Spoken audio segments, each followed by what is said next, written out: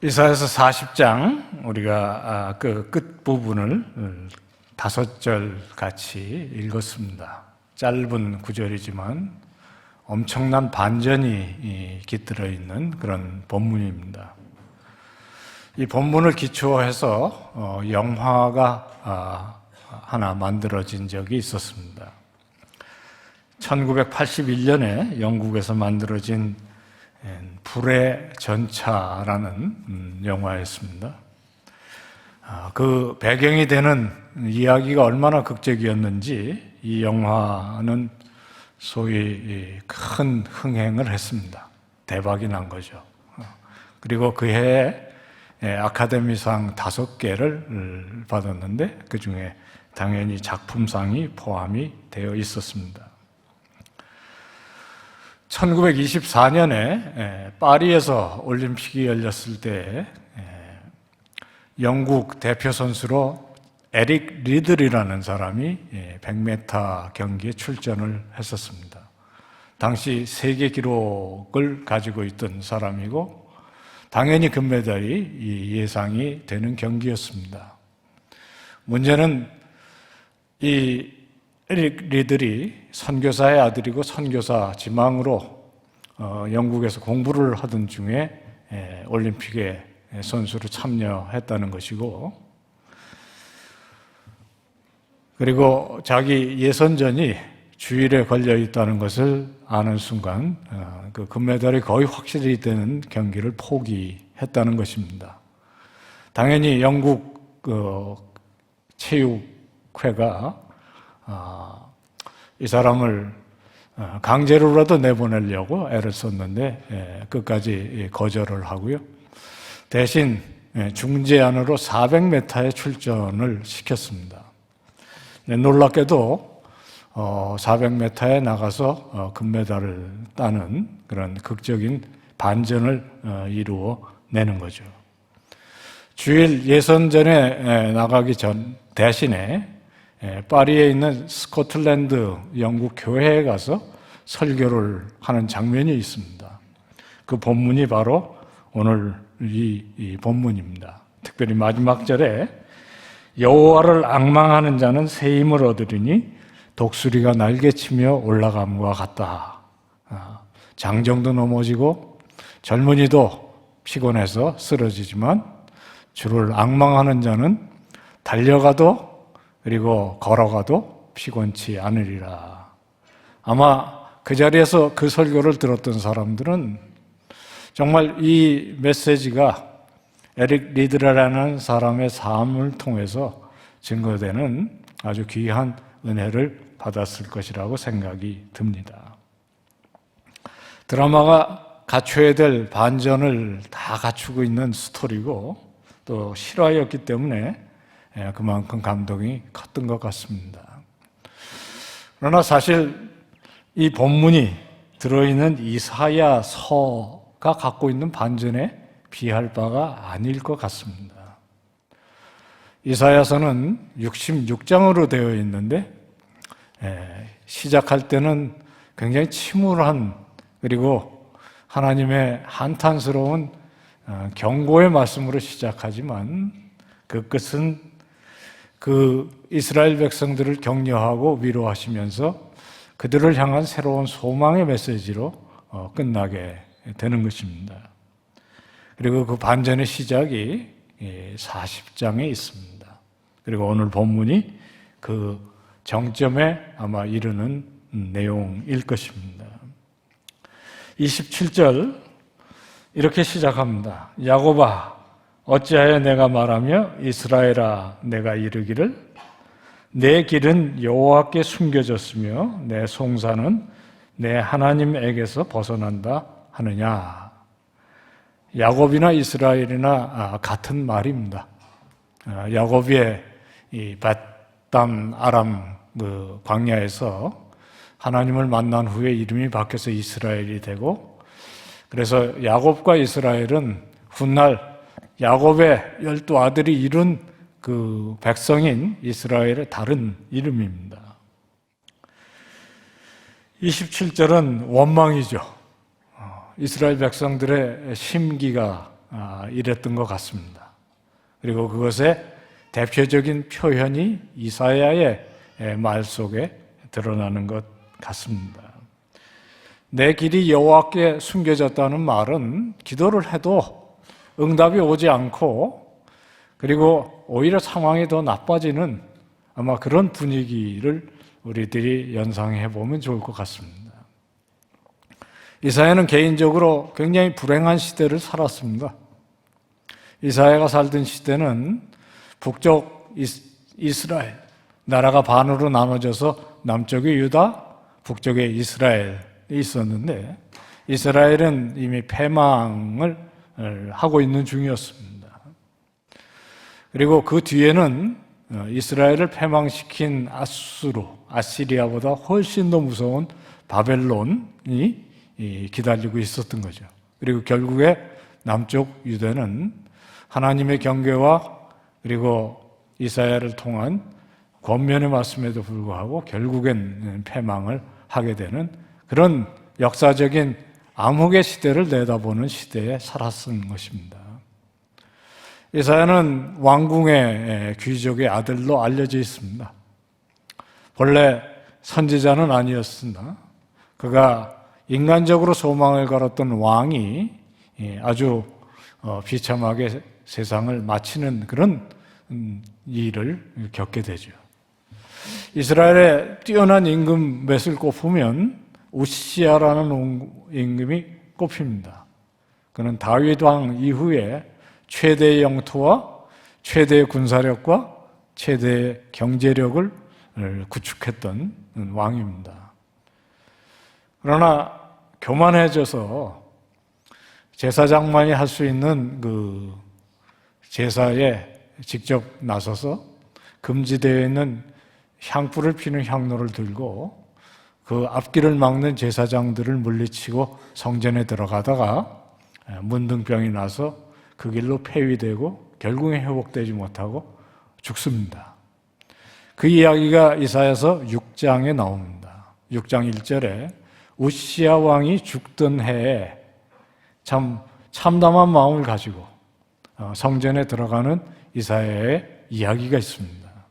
아마 우시야에게서 비전을 보았던 젊은 청년이 민족 중흥과 위기를 타개할 수 있는 소망을 걸었던 왕이 갑자기 그것도 비참한 죽음을 맞고 보좌가 비어있는 가운데 암담한 마음을 품고 성전에 올라갔는데 정작 거기서는 보좌가 비어있는 것이 아니라 하나님의 영광스러운 임재를 체험하게 됩니다.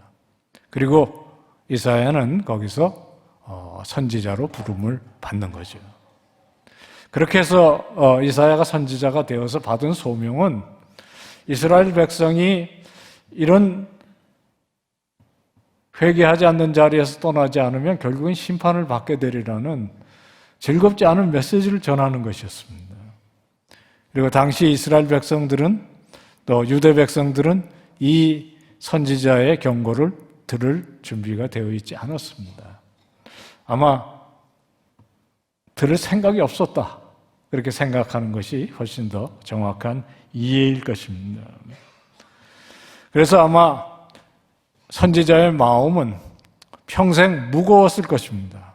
또 민족과 국가를 위해서 열심히 기도해도 변화가 되지 않는 것을 볼 때 정말 내 기도가 응답되지 않는다. 하나님께서 침묵을 지키고 계신다는 그런 생각을 했었을런지도 모릅니다. 아마 27절은 그렇게 읽어도 좋을 것 같아요. 이사야의 원망일 수도 있고 아니면 이사야와 같이 이스라엘 백성 중에 신실한 태도를 갖고 있었던 많은 성도들의 아픈 마음일 수가 있는 것입니다. 그것이 어떤 면에서는 사실 하나님의 마음일 수도 있습니다.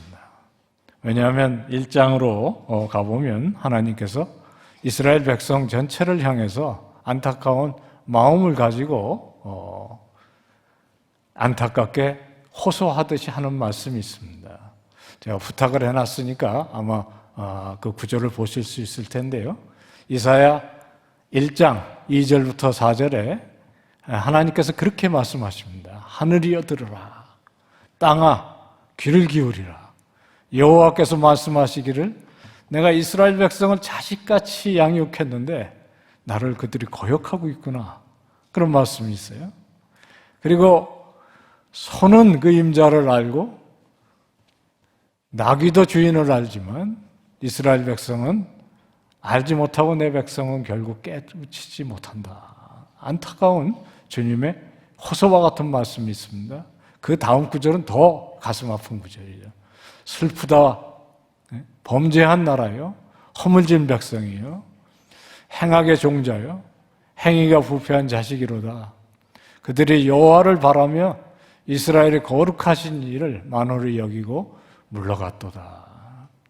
이것이 이사야를 통해서 그 시대에 주시는 하나님의 메시지였습니다. 하나님이 얼마나 안타까우시면 그렇게 얘기를 했겠습니까? 그 몇 절을 더 내려가면 1장 11절에 이 성회와 함께 악을 행하는 무리에 대한 하나님의 아주 준엄한 말씀들이 있습니다. 함께 혹시 읽어봤으면 좋겠습니다. 우리 담임 목사님께서 이렇게 같이 읽으니까 참 좋더라고요. 그래서 저도 좀 흉내를 내볼까 싶은데요. 우리 11절 같이 한번 읽어보겠습니다. 여호와께서 말씀하시되 너희의 무수한 재물이 내게 무엇이 유익하뇨? 나는 수양의 번제와 살찐 짐승의 기름에 배불렀고 나는 수송아지니 어린 양이나 숫염소의 피를 기뻐하지 아니하노라. 13절 우리 또 한번 같이 읽어보겠습니다. 같이 읽겠습니다. 헛된 재물을 다시 가져오지 말라. 분향은 내가 가증히 여기는 바요. 월삭과 안식일과 대회로 모이는 것도 그러하니 성회와 아울러 악을 행하는 것을 내가 견디지 못하겠노라. 이사야의 마음이자 그를 보내신 하나님 아버지의 이스라엘 백성을 향한 안타까운 호소이자 어떤 면의 경고이자 그리고 그들의 마음을 돌이키고자 하는 말씀입니다. 더 읽지는 않겠습니다마는 18절에 이르면 오라 우리가 변론하자. 너희 죄가 주홍같을지라도 눈과 같이 희어지리라 하는 이제 초청의 말씀으로 돌아오기는 합니다. 이렇게 시작한 이사야서가 66장에 건너가면 맨 마지막 장에 가면 이번에는 하나님께서 그 모든 이 백성들의 죄악을 결국에 사하시고 이들을 다시 제사장 국가로 세우시겠다는 그런 메시지로 돌아갑니다. 그래서 66장을 거쳐가면서 하나님께서 하시는 구원의 역사 끝자락에는 마침내 이스라엘의 큰 신앙적 반전이 있을 것을 이야기하시는 그런 구절이 있습니다. 몇 구절 우선 한번 살펴보면 좋을 것 같습니다. 66장 첫 부분에는 하나님께서 하늘이 나의 보좌고 땅은 나의 발판이고 너희들은 나의 백성이라 하는 말씀에서 시작해서 66장 20절에 예배의 회복에 대한 선언이 있습니다. 함께 한번 같이 또 읽어보면 좋겠습니다. 66장 20절입니다. 나 여호와가 말하노라 이스라엘 자손이 예물을 깨끗한 그릇에 담아 여호와의 집에 드림과 같이 그들이 나의 모든 문 아래에 나의 성산에 말과 수레와 겨자와 노와 낙타에 태우다가 여호와께 예물로 드릴 것이요 나는 21절입니다.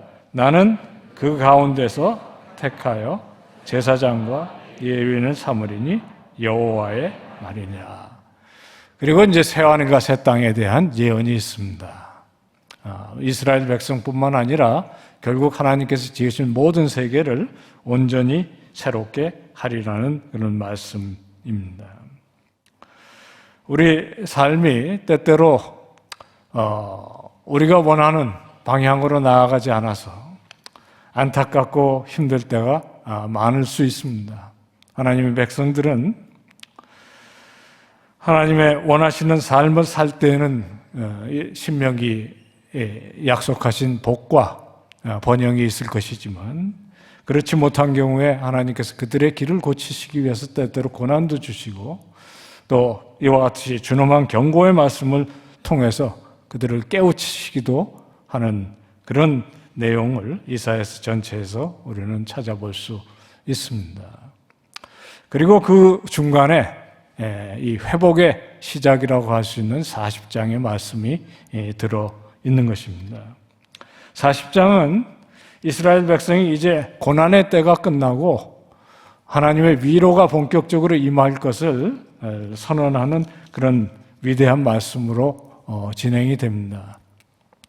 이사야는 66장 중에 1장부터 39장까지는 상당히 준엄한 말씀들로 되어 있어서 사람들이 읽을 때 마음속에 많은 경계를 받게 되는데, 40장부터는 톤이 바뀌어서 이스라엘 백성들을 위로하는 가운데 하나님께서 소망의 메시지를 주기 때문에 많은 학자들은 이 40장을 전후로 해서 앞에 이사야를 그리고 뒤에 이사야를 전후로 이렇게 나누기도 합니다.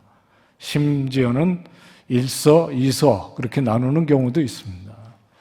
그러나 메시지 자체가 이 두 가지 사상을 함께로 묶는 이 첫 마디에 너희 하나님 여호와께서 이르기를 내 백성을 위로하라 하는 그 위로의 메시지로 40장을 시작하는 그런 메시지로 되어 있습니다. 우리 한국 교회도 아마 하나님께서 바라보실 때 이사야에게 주셨던 메시지 같은 준엄한 메시지로 오늘을 바라보면서 말씀하실지도 모르겠다는 생각을 많이 합니다. 한국교회는 지난 100여 년 동안 하나님의 풍성하신 그리고 세계 역사상 전례 없는 축복 가운데 있었는데, 그런 하나님께 큰 축복과 양육에도 불구하고 정말 1절에서 1장 2절, 3절, 4절에서 얘기하듯이 하나님의 그 큰 은혜에도 불구하고 하나님의 백성의 참된 도리 가운데 있지 않아서 하나님의 근심되는 한탄스러운 목소리를 오늘날 우리들이 들어야 할지도 모릅니다. 그러나 또 한편에서 보면 이사야와 같이 신실했던 하나님의 백성들은 그런 이스라엘 백성들을 보고 그들을 향해서 하나님께서 주신 메시지를 신실하게 전하지만은 조금 더 나아지지 않는 그런 상황 가운데 많이 하나님을 향해서 원망스러운 마음을 품을 수도 있을 것입니다. 오늘날도 우리 삼일교회 여러분 여러 성도님들 같이 신실하게 신앙생활을 하는 가운데도 여전히 한국 교회가 이전만 못하고 그리고 주변에서 들려오는 여러 가지 이야기들이 우리들을 낙심하게 할 때 마치 우리가 오늘 27절에서 읽었던 것처럼 우리들의 기도가 응답되지 않고 하나님께서 침묵을 지키고 계신 것이 아닌가 하는 원망스러운 마음을 품을 수도 있을 것입니다. 또 큰 틀에서 한국 교회 또 대한민국의 현실을 바라보는 것을 떠나더라도 내 개인의 삶 가운데 하나님을 신실하게 예배하면서 신실하게 살아가는 가운데도 때때로 원망스러운 일이 생길 수도 있고, 그럴 때 마치 이사야가 이 40장 27절에서 이야기하듯이 내 억울하고 답답한 심령을 주님께서 들어주시지 않는가 하는 그런 안타까운 마음을 품을 수도 있을 것입니다. 우리들의 이러한 답답한 현실 가운데 아마 그 다음 구절들을 통해서 하나님을 다시 한번 앙망하는 일이 생겼으면 좋겠습니다. 이스라엘 백성들이 하나님을 떠났을 때 하나님은 경계의 목소리를 바라시지만 또 그들을 위로하고 다시 세우기 위해서 그들을 격려하시는 말씀이 그 40장 28절부터 주어집니다. 너는 알지 못하였느냐 듣지 못하였느냐 영원하신 하나님 여호와 땅끝까지 창조하신 이는 피곤하지 아니하시며 곤비하지 않으시며 명철이 한이 없으시며 29절입니다. 피곤한 자에게 능력을 주시며 무능한 자에게는 힘을 더하시나니. 하나님께서 약해진 이스라엘 백성들에게 새 힘을 주시는 그런 메시지입니다.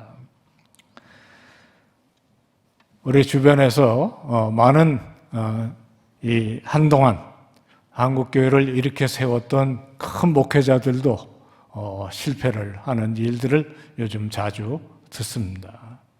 제 주변에도 심지어는 젊은 목회자들 가운데도 실패를 하고 또 연약해진 모습들의 소식을 들을 때 마음이 심하게 힘들어지곤 합니다. 회복을 하자는 일이 중요한 이 한국교회 이 시점에 우리 성도들의 간절한 기도가 더욱 필요하고 그런 기도를 통해서 한국교회가 회복되는 일이 부디 하루바삐 이루어졌으면 참 좋겠습니다. 전능하신 하나님의 그 능력 많으심과 철저히 무능한 인간이 대조되는 이런 이 이야기가 이 27절, 28절, 29절의 말씀입니다. 우리 하나님은 전능하고 능력이 많으시지만 우리 인간들은 피곤한 심령이고 그래서 소년이라도 넘어지고 그리고 곤비하여 장정진이라도 넘어지고 쓰러진다. 그렇게 이 30절의 말씀을 우리들이 읽을 수가 있습니다. 이런 교회의 연약한 모습들을 세상이 보고 특별히 교회 그리고 하나님 나라의 원수들이 기뻐합니다. 세상이 조롱하고 그리고 이단들은 오히려 그것을 기회로 삼아서 공격을 하기도 합니다. 이런 어려움 가득한 한국교회의 현실 가운데 비록 쓰러지긴 했으나 여호와께서 일으켜 세우시기를 앙망하는 마음으로 우리는 이 자리에 있고 또 하나님께서 힘 주실 것을 소망하며 나아갑니다. 하나님께서 때때로 신실하게 생활하는 성도들이라도 어려움을 주시는 때가 있는 것은 사실인 것 같습니다. 이 본문에 나오는 이 독수리 이야기를 제가 한 군데서 이렇게 읽은 적이 있습니다. 독수리는 어린 새끼를 키울 때 짐승들을 잡아서 살은 찢어서 새끼들을 먹이지만 그 잡아온 짐승들의 털이나 깃털들은 잘 이 부리로 다져서 이 알을 낳은 둥지를 잘 감싼대요. 그래서 그 보온도 하고 그 안에 새끼가 태어나면 가지나 거기에 있는 다른 이물질에 찔리지 않도록 그렇게 보호를 해서 잘 키우다가 새끼가 이제 날라야 하고 둥지를 떠나야 될 때가 되면 그 모든 이 털들을 가죽들을 그리고 깃털들을 발톱으로 긁어서 다 밖으로 내보낸답니다.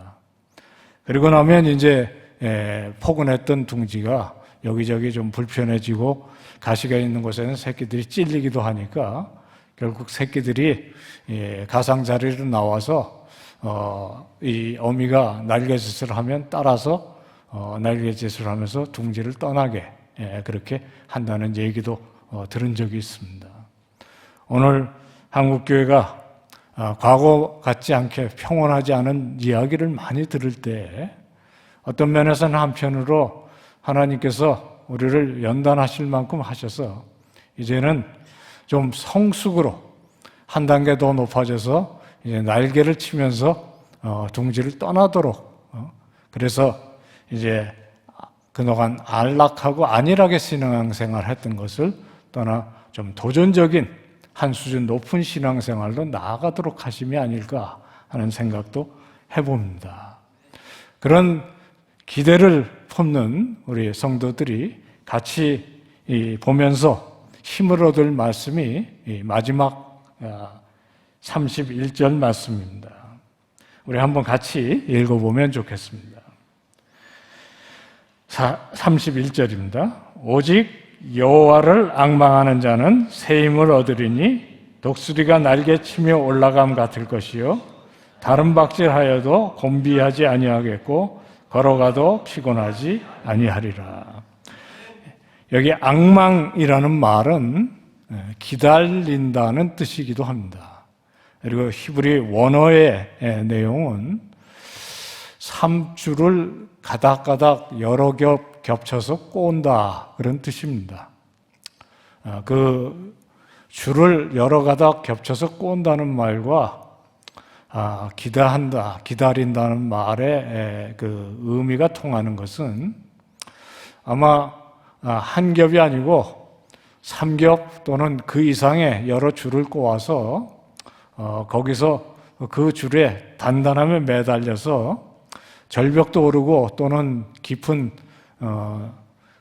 골짜기도 내려갈 수 있는, 그래서 의지할 수 있는 어떤 그런 든든한 것이 생긴다는 어이가 아마 그 줄을 꼰다는 말에서 앙망하고 기다리고 믿음을 갖는다 그런 말로 발전한 것으로 보여집니다.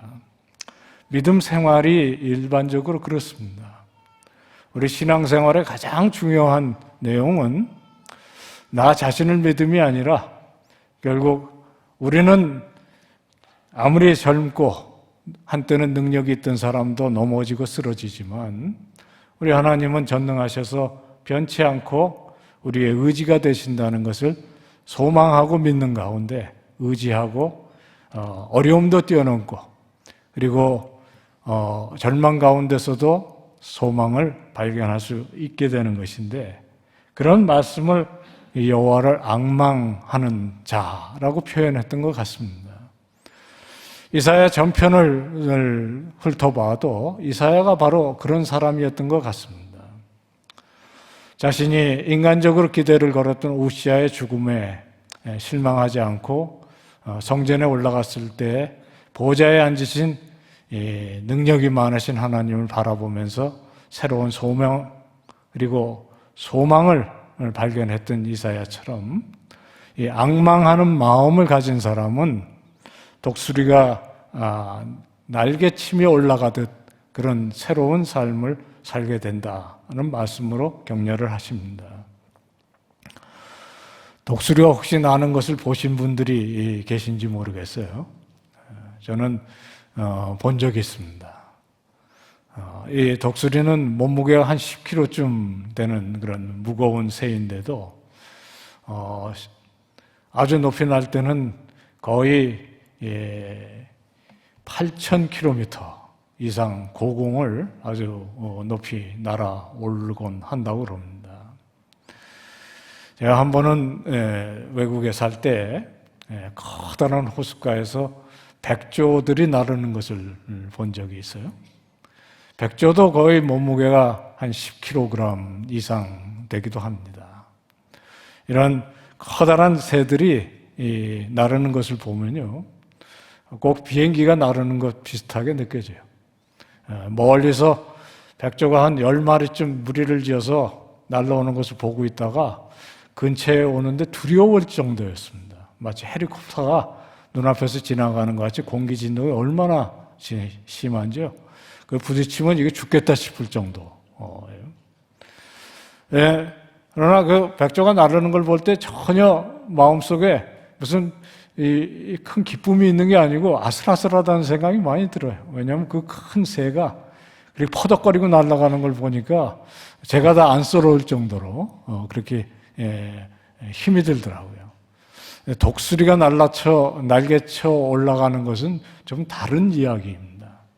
사실 여기에 독수리가 날개치며 올라가듯 그렇게 표현한 말은 사실 날개를 포덕포덕해서 힘겹게 올라가는 그 장면을 그리고 있는 것이 아닙니다.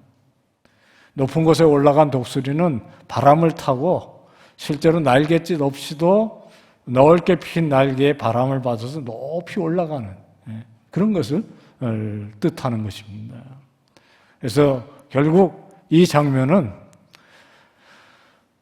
우리 신앙생활 가운데 어렵고 힘들 때 우리의 힘으로 어떻게든지 퍼덕거려가면서 애써서 낮은 곳에서 높은 곳으로 올라갈 수 있다는 말씀이 아니라 하나님께서 사랑하는 자 그 뜻대로 부르심을 받은 자에게 모든 것이 합력해서 선을 이루듯이 우리들이 우리의 힘으로 지쳐 넘어지고 쓰러졌을 때도 주를 앙망하는 소망 가운데 기다리는 가운데 하나님께서 힘 주시면 그 힘에 업혀서 독수리가 바람을 타고 높이 오르듯이 주를 앙망하고 나아간다. 그런 뜻이 되는 것입니다. 우리들의 신앙생활 때때로 힘들고 어려운 일이 있을지라도 하나님께서 그와 같이 힘 주실 때에 우리는 하나님의 참된 자녀로서 주변에 벌어지는 많은 상황과 어려움에도 불구하고 하나님의 귀한 믿음의 자손답게 힘있게 독수리 날개치듯이 올라가는 은혜가 저희들 가운데 있어질 수 있기를 소망합니다. 그리고 우리가 그것을 함께 나누는 귀한 성도님들이 다 되셨으면 좋겠습니다. 오늘 이 본문을 가지고 만들어진 영화를 얘기했습니다만은 또 아주 유명한 찬양도 있습니다. 오스트레일리아의 유명한 그 찬양 그룹이었던 힐송 그룹의 리더였던 제프 벌록이라는 사람이 이 찬양을 가지고 이 본문을 가지고 독수리 날개쳐 올라가듯이라는 찬양을 지은 적이 있습니다. 원래의 제목은 사랑의 능력이라는 제목이었었고요. 시작은 주님, 내가 주님께 가오니 그렇게 시작해요. 그래서 첫 절이 주께 가오니라고 시작합니다. 영어는 Lord, I come to you 이렇게 시작해요. 그 자체가 이 성경 말씀에 충실한 내용이었고 많은 분들이 그 찬양을 부르면서 정말 주를 앙망하는 자는 독수리 날개치며 올라가는구나 하는 그런 소망을 품게 한 찬양이었습니다. 우리들도 흔히 많이 부르던 찬송이에요. 네, 이분이 신앙의 침체를 겪는 가운데 가정도 깨어지고 그리고 사역에서부터 손을 내려놓고 한 10년 동안 어려움을 겪었어요. 그리고 2002년에 복귀를 했는데 회복되어서 복귀를 하면서 이 찬양을 새롭게 깨달아서 다시 개정을 해서 찬양을 냈습니다. 근데 얼핏 들으면 뭐가 변했는지 알 수가 없어요. 그럼에도 불구하고 본인은 정말 그 가사를 바꿈으로써 내가 이전에 깨닫지 못하고 어려움을 겪기 전에 알지 못하던 믿음을 회복했다고 간증을 합니다. 그 첫째 줄이 바뀌었는데요. 처음에는 주님 내게 가오니, 그래서 주께 가오니, 내가 가오니 그렇게 시작했던 찬양을 한 줄, 그것도 한자를 딱 바꿔서 Lord, I come to you가 아니라 Lord, you come to me 그렇게 바꿉니다. 사실은 이것이 진정한 복음 아니겠습니까? 우리가 주님께 나아가기도 하지만 사실 우리를 부르신 이도 주님이시고 사실 우리가 주님 앞에 감히 나아가기 어려울 정도로 연약해지고 힘들었을 때도 주님은 우리에게 다가오셔서 우리를 회복시켜 주시는 줄로 믿습니다. 오늘 이 원망으로 시작한 정말 나의 기도를 주님께서 들어주시지 않고 또 우리는 신실한 삶을 살 때도 때로 어려움을 겪어서 주님 정말 힘듭니다 라고 시작하는 그런 원망에서 결국은 주님을 바라보는 앙망하는 시선으로 바뀌고 그리고 그것이 힘이 되어서 우리 개인의 삶이 회복되고 우리 한국교회가 다시 참된 소망을 회복하는 귀한 역사가 있었으면 좋겠습니다. 우리 삼일교회 귀한 성도님들이 그 일에 기도로 또 헌신봉사로 한국교회를 일으키시는 귀한 동역자들 다 되어주시기를 주님의 이름으로 부탁하며 축원합니다.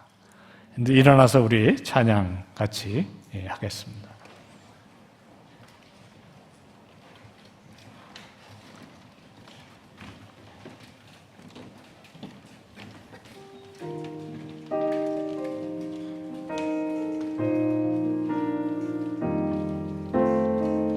이 땅의 동과 서남과 북 가득한 죄악 용서하소서. 모든 우상들은 무너지고 주님만 높이는 나라 되게 하소서. 이 땅에 지친 모든 영혼 예수 사랑 알게 하소서. 저들의 아픔과 눈물 씻는 주님의 보혈 이 땅 지으소서. 성령의 새바람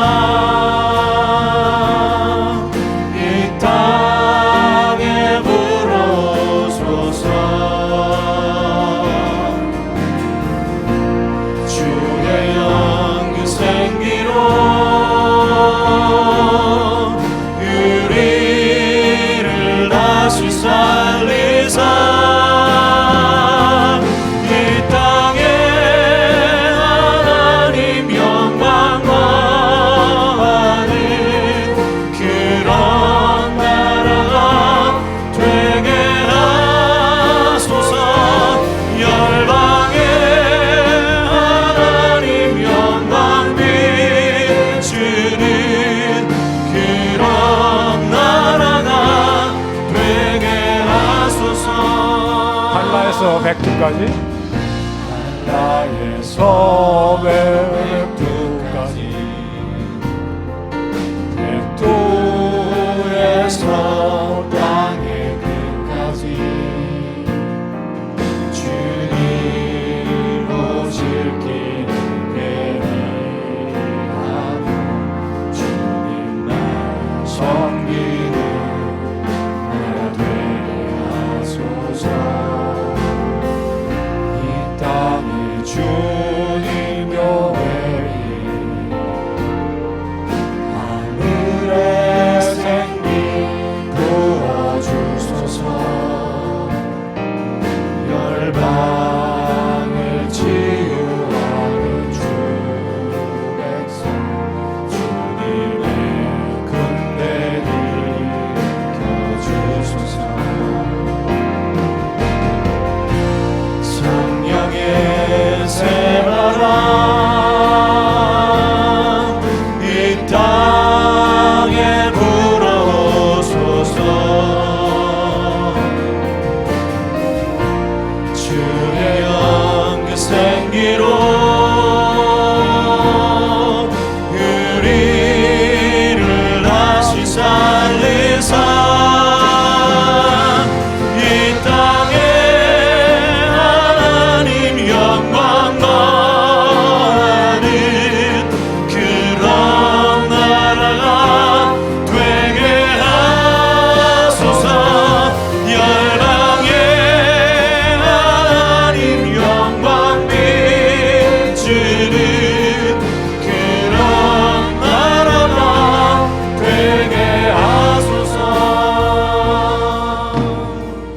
사랑하는 우리 3일의 자매님들, 형제님들, 여러분의 간절한 기도와 헌신이 한국 교회를 다시 한번 주님께서 돌아보시며 회복시키시고 또 한 번 저희들을 열방의 증인들로 삼는 귀한 일에 사용해 주시기를 원합니다. 이 시간 삶으로 돌아가기 앞서서 또 한 주간의 삶도 우리들의 마음이 힘들고 어려워서 주의 음성이 간절히 필요할 때 주님께서 저희들을 외면하는 것 같고 침묵하시는 것 같은 그런 때라도 우리들의 영적 삶의 진실이 아무리 인간적으로 강하고 힘있는 자라도 넘어지고 쓰러지지만 주님을 간절히 소망하며 앙망하는 자에게 주님께서 새 힘 주셔 독수리 날개치며 올라가듯 하는 새 힘을 주신다는 것을 기억하고 주님 그러한 은혜를 이 시간 저희들 앞에 다시 한번 깨닫게 해 주시옵소서.